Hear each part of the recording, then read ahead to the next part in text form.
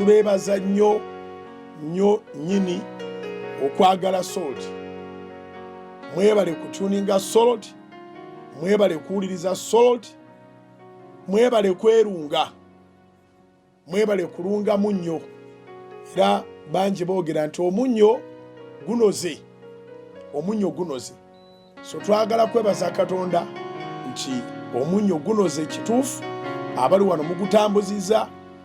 Twasooka ne107 Salt FM Kampala, ne tuzaako 12.6 Salt FM Mbale, ne tuzaako 97.5 Salt FM Mubende, ne tuzaako 98.2 Salt FM Busoga, ne tuzaako 95.0 Mbalala, ne tusembyayo 9.3 Salt FM Fort Portal.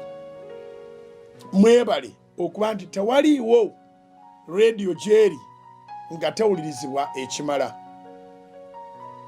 Mwebale kugitegeeza abalala, mwebale bategeeza ebirungi ebiri ku Salt. Salt Television evira ddala ku free to air paka ku DSTV.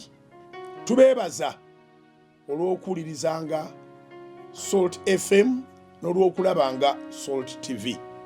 Abali emitala w'amayanja mukozesezza bulungi YouTube, mukozesezza bulungi Facebook, n'okusingira ddala mukozesezza bulungi Salt Media App. Wetugendedde okuweza emyaka 10 nga buli kimu kikulaakulanye. Buli kimu ng'okiraba nti kikulaakulana, enkyukakyuka ey'omuggundu ng'ogiraba nti weeri. Era bwe twogerera Salt Media App tewali app egivuganya. Salt Media App tewali app egivuganya. Gwali ku Salt TV ng'olinawo essimu etaliko Salt Media App, awo nnyini mu nsonda ku Salt TV twateekawo QR code gy'oscaningako, nobanga oluscaningako downloadinzi Salt Media App.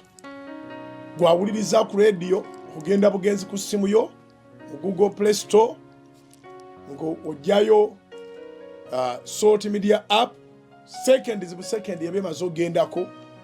Buli w'obeera oba ne Salt FM ku simu yo ng'eri clear, ate obeera ne Salt Television ku simu yo ng'eri clear.